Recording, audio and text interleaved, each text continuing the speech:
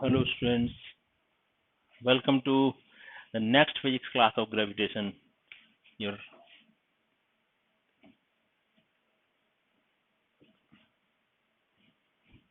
हमारा ग्रेविटेशन नाम का ये चैप्टर हमने स्टार्ट किया था 2 लेक्चर पहले, आज 3rd लेक्चर है समझो। और हमने इसमें ग्रेविटेशन में ये समझ लिया था कि कौन से भी 2 ऑब्जेक्ट जिनका कुछ मास हो, ये ऑब्जेक्ट है सपोज जिसका मास m1 है, ये ऑब्जेक्ट है जिसका मास m2 है, और दोनों एक दूसरे के कुछ दूरी पर रखे हुए हैं। कुछ भी डिस्टेंस हो सकता है, कितना भी डिस्टेंस हो कोई फर्क नहीं पड़ता। तो ये दोनों एक दूसरे के ऊपर जो फोर्स लगाएंगे, ये इसको इधर खींचेगा, ये इसको इधर खींचेगा, और दोनों के बीच में जो नाम है उस फोर्स का होगा ग्रेविटेशनल फोर्स। ये हमने देखा था, राइट। ग्रेविटेशनल फोर्स की वजह से ही अर्थ के आसपास कोई जैसे एप्पल वगैरह है तो ये नीचे की तरफ मूव करता है। अर्थ है सपोज, तो अर्थ के चारों तरफ मून रोटेट करता है, moon due to the gravitational force. ये एप्पल नीचे आता है due to the gravitational force, ये मून इसके चारों तरफ रिवॉल्व करता रहता है due to the gravitational force. यानी हर चीज के लिए ग्रेविटेशनल फोर्स रिस्पॉन्सिबल है। ये हमने लास्ट चैप्टर्स में पढ़ लिया था। और हमने ये जाना था कि ग्रेविटेशन के कॉन्सेप्ट को देने वाले महान वैज्ञानिक मिस्टर न्यूटन थे, लेकिन मिस्टर न्यूटन से भी पहले एक कई और वैज्ञानिक हुए थे, जिनमें सबसे मेन नाम आता है केपलर साहब का, जिन्होंने Kepler's laws of planetary motion के बारे में बताया था कि एक प्लैनेट, ये जो हमारे 8 प्लैनेट्स हैं जो सन के चारों तरफ रिवॉल्व करते रहते हैं, इनके बारे में कुछ उसने लॉज बताए थे मिस्टर केपलर ने। तो उनको हम रीड कर रहे थे। उसमें से पहला लॉ था, केपलर साहब के लॉज पढ़ रहे थे, तो उसमें फर्स्ट लॉ जो केपलर साहब का था वो लॉ ऑफ ऑर्बिट था, फर्स्ट लॉ, जिसमें केपलर साहब ने क्या बताया था। First law was law of orbit. इसमें केपलर साहब ने बताया था कि जितने भी प्लैनेट्स हैं जो सन के चारों तरफ रिवॉल्व करते हैं, वो एक एलिप्टिकल पाथ में मूव करते हैं। ये सब जो अर्थ है और ऐसे मूव करते रहते हैं। अब ये एलिप्स होता है, उसका विशेषता क्या है, इसके 2 फोकस होते हैं, 2 फोकाई होते हैं। ये C1 और C2 अगर 2 फोकस हैं तो किसी एक पर हम सन को सिचुएटेड मान सकते हैं। सन यहाँ पे भी मान सकते हैं, यहाँ पे भी मान सकते हैं। तो ये लॉ ऑफ ऑर्बिट था। और एलिप्स का सबसे बड़ी पहचान क्या होती है, अगर ये पॉइंट है ए, तो यहाँ से 2 R1 और R2 हों, यहाँ से एक पॉइंट ले लो बी, इससे R3 R4 हों, और यहाँ पे पॉइंट ले लो सी, तो इससे R5 और R6 हों। तो और लॉ ऑफ ऑर्बिट क्या कहता है, R1 प्लस R2, ये ए से निकलने वाले दोनों will be equal to R3 plus R4, ये बी से निकलने वाले 2 इक्वल टू सी से आने वाले R5 एंड R6। ये सब इक्वल होते हैं और इन सबको हम एक कांस्टेंट की वैल्यू दे सकते हैं। ये था लॉ ऑफ ऑर्बिट। दूसरा जो केपलर साहब ने जो हमें लॉ बताया था वो था लॉ ऑफ एरिया का। ये हम पिछली बार पढ़ चुके हैं, इसलिए मैं इसको फास्ट रिवाइज कर रहा हूँ एक तरीके से। बस दूसरा लॉ पढ़ा हमने, लॉ ऑफ एरिया, केपलर साहब का सेकंड लॉ।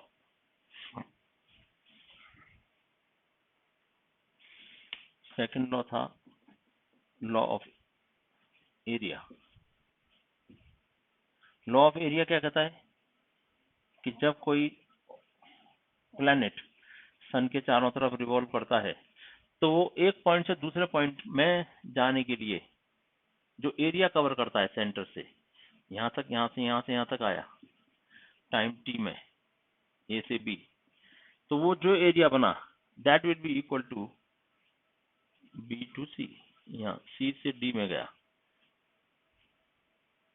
अगर टाइम टी लगा इसको भी यहाँ से यहाँ तक जाने में, तो दोनों एरिया इक्वल होंगे। और कोई अगर मैं सी भी मान लूँ यहाँ पे पॉइंट, सॉरी सी डी हो गया है, ई से एफ मान लूँ कोई पॉइंट, तो ये भी जो एरिया होगा ये टाइम टी में फिक्स टाइम में गए वाले सारे एरिया इक्वल होते हैं। मतलब क्या, area of A B C one will be equal to area of C1d equal to area of E C1F, ये सब इक्वल होते हैं, इसीलिए इसका नाम रखा लॉ ऑफ एरिया, राइट। और अब हम थर्ड लॉ नए सिरे से पढ़ेंगे। So your heading is number 3, Kepler's third law. Heading डाल दीजिए आप। ये तो अब पिछली बार की बात हो गई अभी सभी, अभी नई बात क्या है वो देखते हैं। योर हेडिंग इज नंबर 3,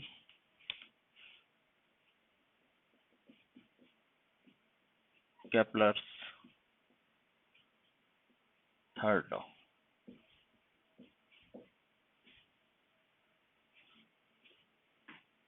क्या कहता है ये थर्ड लॉ, पहले समझ के देखिए। इससे समझने से पहले थोड़ा सा एक बात करते हैं। ये सन है, सन के चारों तरफ जो अर्थ रिवॉल्व करता है, तो एक चक्कर मारने के लिए जो टाइम लगता है that is called period of revolution, right.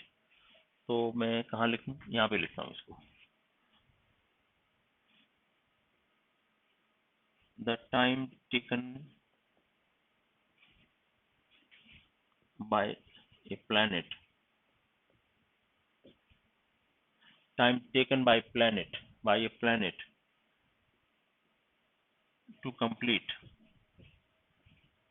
one revolution around sun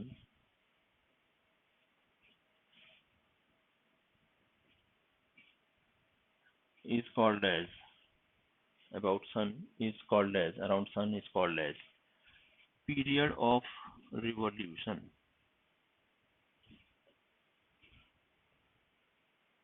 period of revolution। इसे टाइम पीरियड भी कह सकते हैं, ऑल्सो टाइम पीरियड। और इसे टी से रिप्रेजेंट करते हैं, कैपिटल टी से। मतलब पीरियड ऑफ रिवॉल्यूशन कहिए या फिर टाइम पीरियड कहिए, वो एक ही बात है, वो कैपिटल टी से रिप्रेजेंट करना है इसको।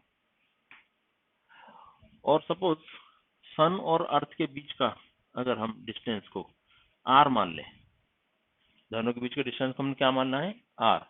तो third law, Kepler's third law क्या कहता है, the square of the time period, the square of the period of revolution of a planet around the sun is always equal to the cube of the distance between planet and sun। ठीक है, period of revolution क्या समझ गए, कोई planet सन के चारों तरफ एक चक्कर मारने में जितना टाइम लेता है that is called period of revolution. जैसे अर्थ को लो, अर्थ का पीरियड ऑफ रिवॉल्यूशन क्या है, अर्थ सन के चारों तरफ एक राउंड मारने के लिए 24 आवर्स लेता है, तो पीरियड ऑफ रिवॉल्यूशन क्या हो गया इसका, आई एम सॉरी 365 डेज लेता है, तो period of revolution is 365 days. Time is days means what, time. तो यही लॉ है थर्ड लॉ, लिख देता हूं मैं यहाँ पे। According to this law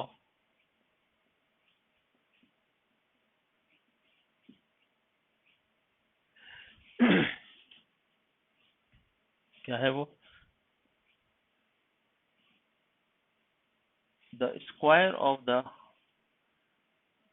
period of revolution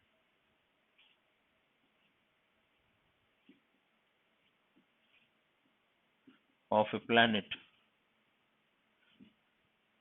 square of the period of revolution of a planet is directly proportional to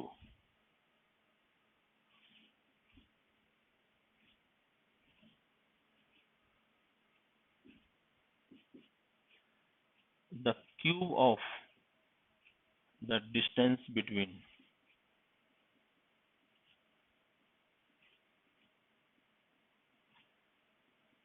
planet and sun।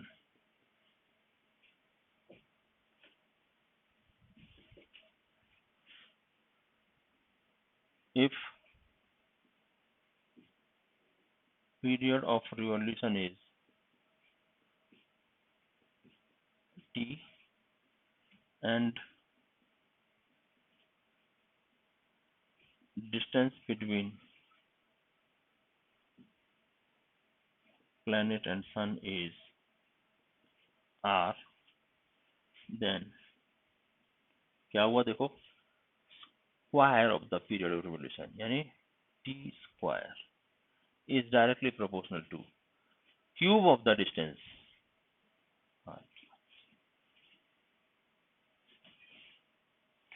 अब फिजिक्स में एक सबसे इम्पोर्टेंट बात क्या होती है, अगर कभी प्रोपोर्शनैलिटी साइन हो तो उसको हटाना है तो एक वहां पे कांस्टेंट लगाना पड़ता, राइट।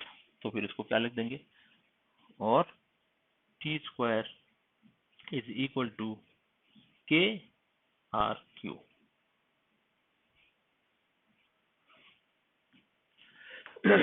अगर यहाँ पे किसी भी तरह से हम के की वैल्यू को 1 कर दें या फिर ऐसे ही रहने देंगे तो भी चलेगा, तो इसमें ऐसा आ गया देखो आगे, hence T square upon R cube is equal to K which is a constant.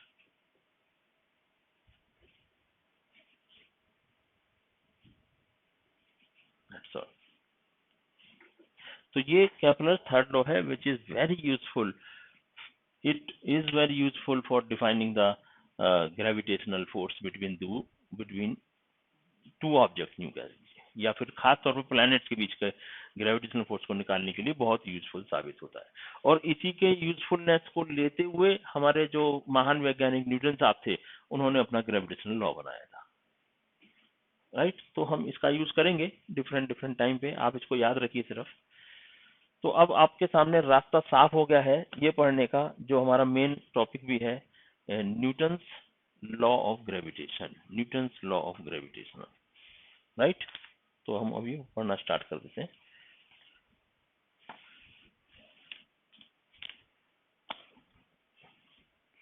Newton's universal law of gravitation.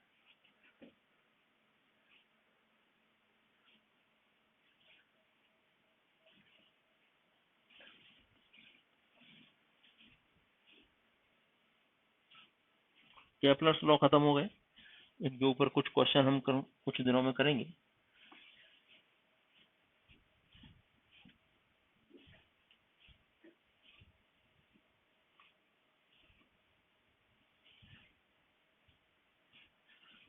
Newton's universal law of gravitation.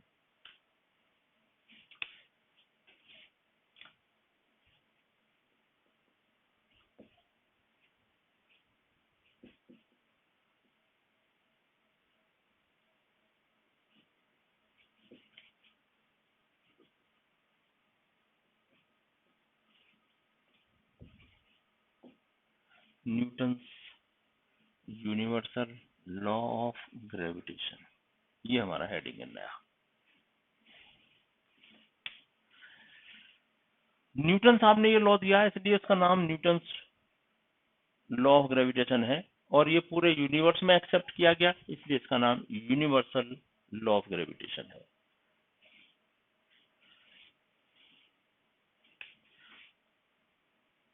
It was given by mister Newton and it is accepted by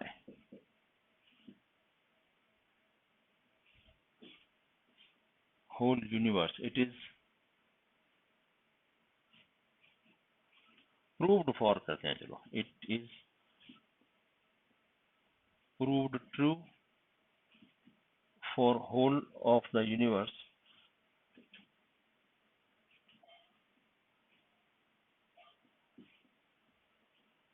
hence it is called as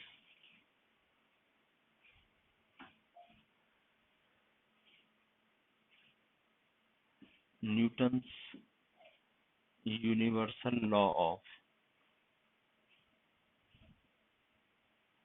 gravitation।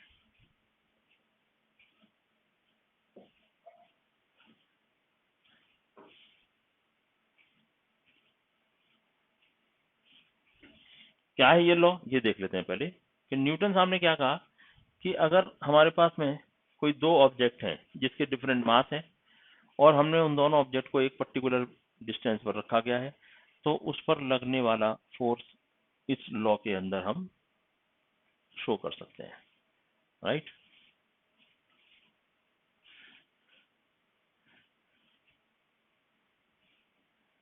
If we have two masses kept at some distance from each other,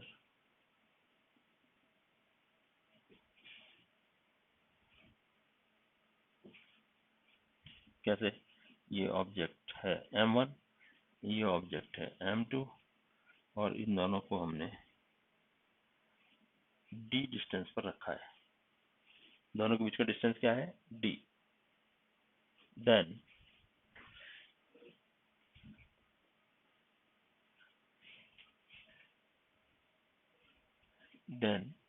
then number 1, gravitational force will be directly proportional to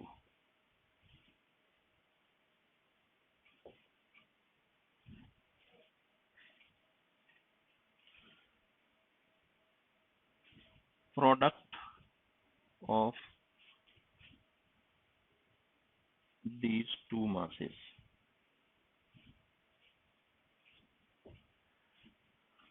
directly proportional to product of these two masses. तो क्या मतलब हुआ, gravitational force F is directly proportional to m1 into m2। ये equation 1। ये एक बात कही, मतलब क्या, ये न्यूटन हमने क्या बताया कि अगर हम दो कोई से मास ले लें m1 m2 है जैसे, और उनको कुछ डिस्टेंस पर रख दें एक दूसरे से, तो ग्रेविटेशनल फोर्स जो होगा इन दोनों के बीच में, इन दोनों के बीच में लगने वाला जो ग्रेविटेशनल फोर्स होगा वो दोनों मासेस के प्रोडक्ट के डायरेक्टली प्रोपोर्शनल होगा। ये बात। दूसरी बात क्या कही उन्होंने,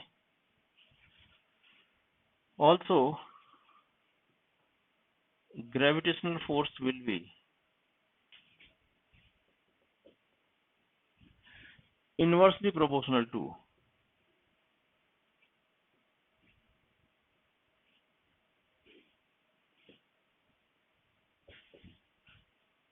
the square of the distance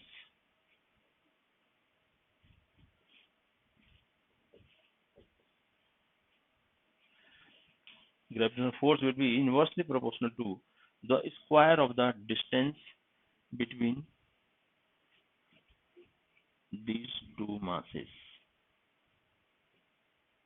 मतलब क्या कि gravitational force F will be inversely proportional to square of the distance। d दिया है हमने, d स्क्वायर। ये हो गई इक्वेशन नंबर 2। तो अगर हम इन दोनों को अगर सम करें, दोनों को हम क्लब करें 1 और 2 को,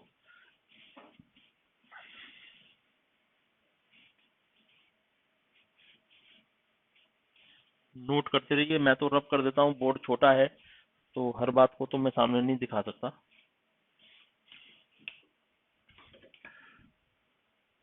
bye equation 1 and 2 we get, हमको क्या मिलता है, देखो इक्वेशन 1 और 2 से F is proportional to m1 into m2 upon d square. और आपको पता है अभी अभी तो बात हुई थी, ये प्रोपोर्शनलिटी साइन हटाना है तो एक हमें इक्वल टू साइन लगाना है, तो एक प्रोपोर्शनलिटी कांस्टेंट लगाना पड़ेगा। देखो, और F is equal to g m1 m2 upon r square. ये हो गया formula. Where what is g, where g equal to gravitational constant, universal gravitational constant.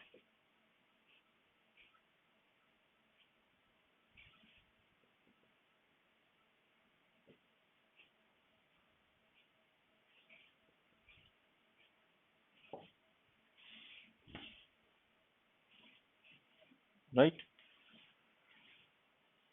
और g की कुछ वैल्यू भी है, mister Cavendish found the value of G, क्या मिले इनको, G was equal to 1.67 into 10 power minus 19 minus 11 sorry 1.67 into 10 power minus 11 Newton meter square upon kg square। देखिए यहाँ से शुरू हुआ था ये न्यूटन्स लॉ, ये फिर ये और इसके बाद ये, यहाँ तक आप नोट कर लीजिए।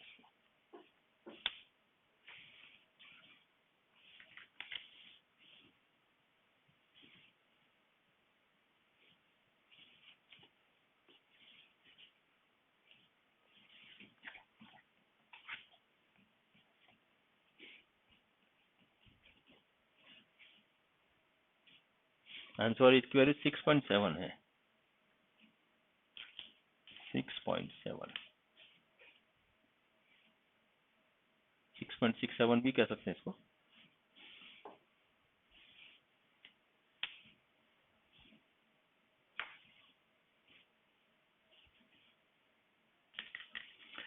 ये फिजिक्स में क्या है, बहुत सारे कांस्टेंट्स हैं, बहुत सारी वैल्यूज हैं, तो वो 1.66 वो इलेक्ट्रॉन के ऊपर जो चार्ज होता है वो मेरे को याद में रह गया, 1.6 इंटू 10 पावर माइनस 19, वही मैं लिख रहा था एक्चुअली, बट वो मिस हो गया। 6.67 into 10 power minus 11 newton metre square upon KG square.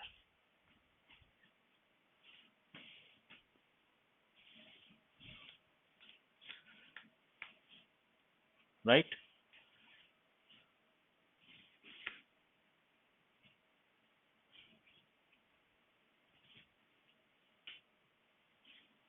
अब यहाँ पे इंपॉर्टेंट देखिए क्या है, जो डिस्टेंस ली जाती है वो सेंटर टू सेंटर लेनी चाहिए। मैं ये बात को लिख देता हूँ, अब ये मैं रब करता हूँ, आपने लिख लिया होगा ये सब। इंपॉर्टेंट बात क्या है,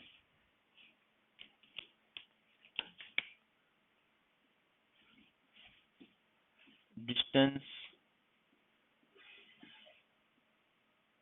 between two masses should be taken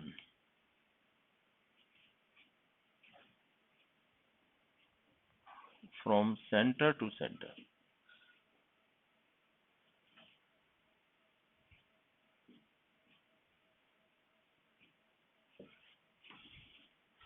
और सेंटर टू सेंटर लिए तो देखो स्टूडेंट, आपको एक बात ध्यान में आ रही है क्या, कि अगर मैं सेंटर से लूंगा तो ये डिस्टेंस काम आई सिर्फ इसके, लेकिन जो बाकी का ये बच गया दोनों साइड में, ये तो वेस्ट हो गया, इसके ऊपर तो कोई फोर्स की कैलकुलेशन ही नहीं हो पाई। तो इसलिए क्या कहते हैं कि ये किसी बड़े मासेस के लिए ये लॉ ऑफ ग्रेविटेशन उतना अच्छे से कैलकुलेट नहीं कर पाता है फोर्स को। अगर हम पॉइंट मास लेंगे, पॉइंट लेंगे तो उसका सेंटर क्या है, पॉइंट का सेंटर तो पॉइंट ही है, इसका भी सेंटर पॉइंट है, दो पॉइंट मासेज अगर हम लेंगे, then this formula of gravitational force is can give us a more precise result, right?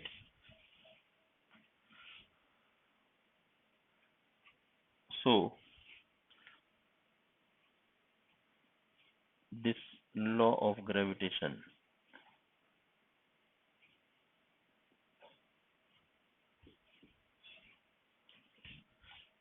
is found more correct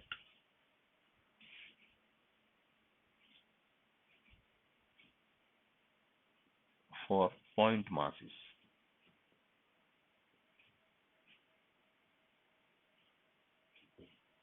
ये देखो एक पॉइंट, ये दूसरा पॉइंट, तो इनके बीच का डिस्टेंस इजीली हम बगैर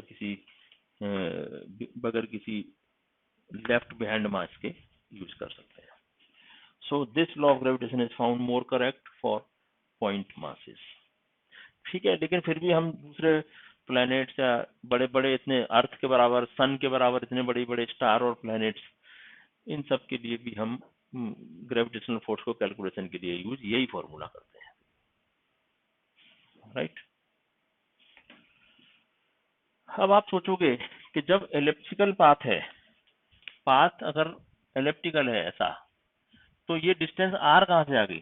तो ये डिस्टेंस r जो है, या सॉरी यहाँ पे d है, d d d स्क्वायर, ये डिस्टेंस d मतलब r है, दो ऑब्जेक्ट के बीच का डिस्टेंस को हम d कह रहे हैं। तो ये हम कैसे मानेंगे? तो इसमें ये चीज को ऐसा मान लिया गया है एक तरीके से कि वो दोनों सर्कुलर है, ऐसा मान के चल रहे हैं। खैर वो बाद में देखेंगे और एक चीज को, इसी तरीके की और बातें भी हैं। तो हम एक क्वेश्चन कर लेते हैं पहले, फिर कैलकुलेशन करने का आपको मतलब समझ में आ जाएगा इसमें।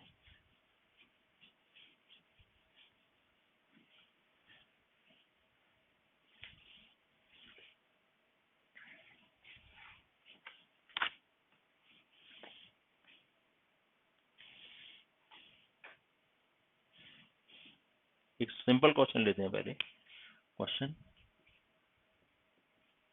फाइंड द ग्रेविटेशनल फोर्स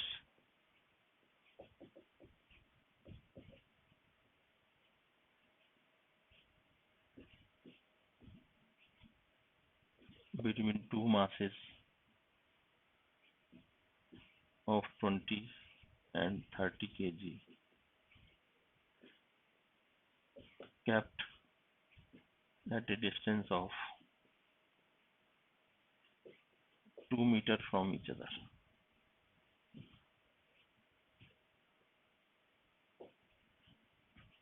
इसको सॉल्व करके देखना है, राइट। सॉल्यूशन, तो दो मासेस ले लेते हैं, ये 20 kg, ये 30 kg, और दोनों के बीच के डिस्टेंस को हमने 2 मीटर ले लिया। तो रख देंगे अभी इसमें।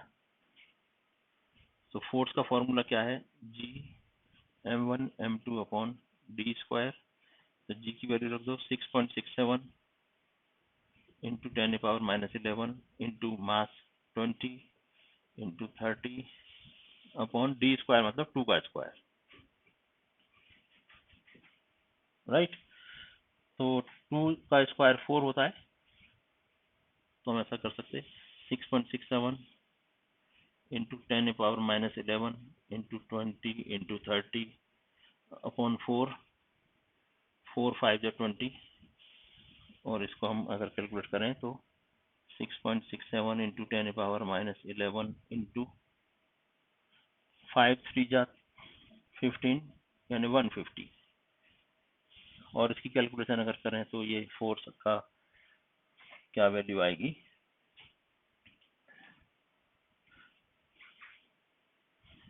105 10 10 0 10 100 100.05 इंटू 10⁻−10, क्योंकि 15 लिया है, एक जीरो इसमें मल्टीप्लाई कर दिया। तो ये समझो इसको को 100 मान लिया, तो ये 0.05 को अगर हम लीव कर देंगे, छोड़ देंगे, तो इसकी वैल्यू आ जाएगी, इसकी वैल्यू आ जाएगी 100 को अगर किया तो equal to 10⁻−8 newton. This is the force between 20 and 30 kg masses kept at a distance 2 meter from each other.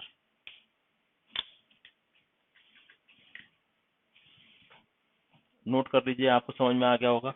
हमने दो मासेस दिए m1 और m2, m1 की वैल्यू, m2 की वैल्यू, और इस g की वैल्यू रख दी, और 2 मीटर यानी डिस्टेंस है, इसलिए d की वैल्यू भी रख दी इसमें, और कैलकुलेशन कर लिया।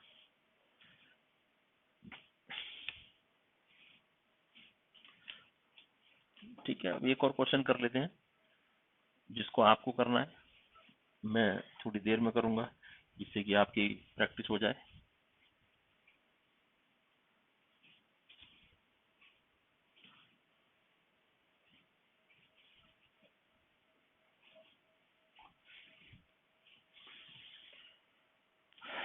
The mass of earth is, question 2 देखते हैं।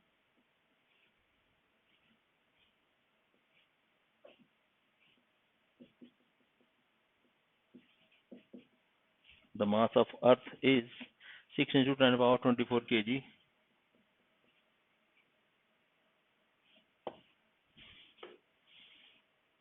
and mass of moon is 7.4.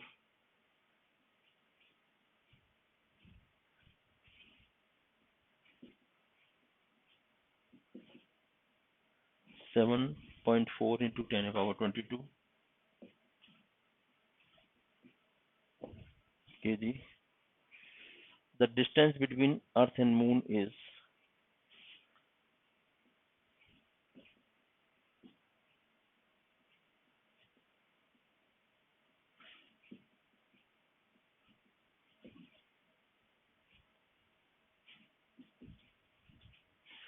3.84 into 10 to the power 5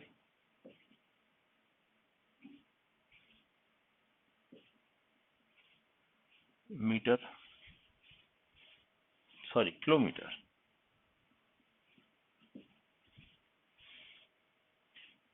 Then calculate the force between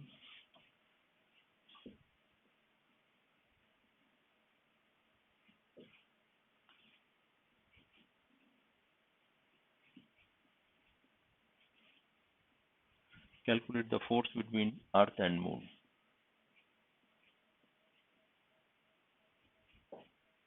और G की वैल्यू गिवन है, आपको ऐसी दी जाएगी, given G equal to 6.67 into 10 to the power -11 newton metre square upon kg square, ये value given है। निकालिए फोर्स।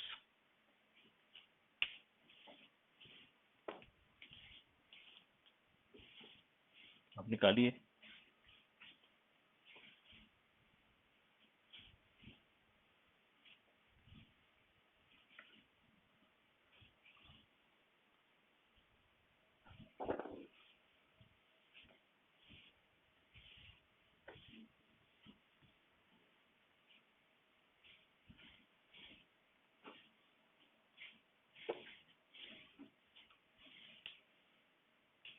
तो ऐसा कुछ दिया हुआ है, देखो, ये अर्थ है, ये मून है,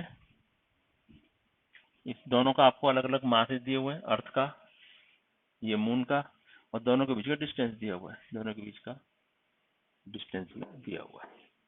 तो आप फॉर्मूला वही लगा सकते हो, F will be equal to G m1 m2 upon d square. तो क्या आ गया, F is equal to 6.67 into 10 power -11, ये आ गया, into mass m1 6 into 10 power 24 into 7.4 into 10 power 22, ये m1 m2 हो गए, डिवाइड बाई डी स्क्वायर, मतलब 3.84 इंटू 10 पावर 5 का स्क्वायर। बस ये कैलकुलेशन करके देना है आपको। तो देखो, F इक्वल टू 6.67 इंटू 6 का मल्टीप्लाई से करेंगे, 6 चौक 24, हाँ से लगा 2, 6 सत्ते 42 2 44, 44.4 इंटू 10 पावर -11 24, तो 10 पावर 13 बचा, 10 पावर 13 और 10 पावर 22, तो 10 पावर 35 हो गया ये, divided by 3.84 into 3.84 multiplied by 10 power 10।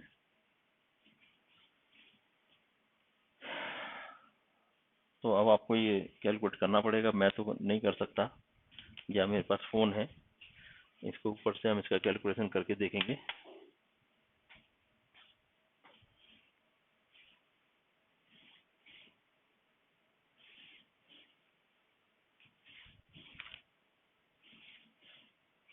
Six 6.67 multiplied by 44.4, it becomes 296.148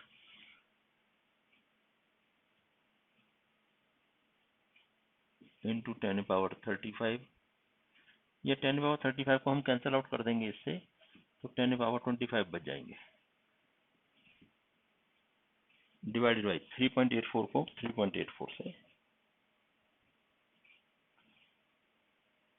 it becomes 14.75।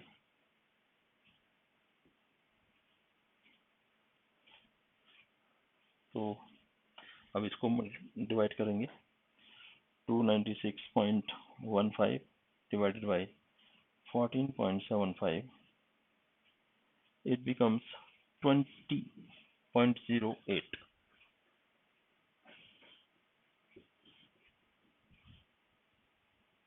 Newton.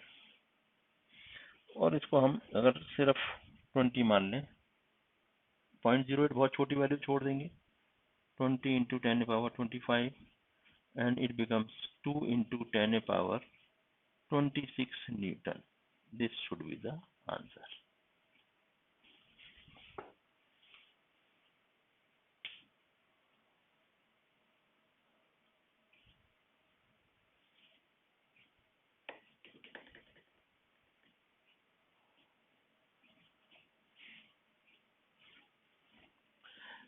एक मिस्टेक हो गई, देखिए आपको मैं बताऊंगा क्या मिस्टेक हो गई, आप देखिए क्या मिस्टेक हुई। खास तौर पे ये किलोमीटर में दिया हुआ है, जबकि हमको नीचे मीटर में लेना चाहिए, राइट। तो इसलिए यहाँ पे 10 पावर 8 हो जाएगा, ये किलोमीटर का मीटर में कन्वर्ट करेंगे ना, 3.84 into 10 power 5 is equal to 3. ये किलोमीटर है, 84 इंटू 10 पावर 8 मीटर, तो यहाँ पे 8 कर देंगे सर। तो यहाँ पे 8, ये 16 हो जाएंगे, तो कट करेंगे तो ये 25 की जगह 19 हो जाएंगे सिर्फ, 19 और 19 हो जाएंगे, तो यहाँ पे भी ये 19 और यहाँ पे 1 0 जाएगा, तो ये 20 आ जाएगा, या 2 into 10 power 20 Newton, it should be the right answer. तो ये जरूर याद रखिए, किलोमीटर वगैरह में दे दिया तो आप मास केजी में ही लेने हैं, ऐसा यूनिट में जो लेना है मास केजी में होता है, डिस्टेंस मीटर में होती है, तो उसी तरह से आपको ये लेना चाहिए।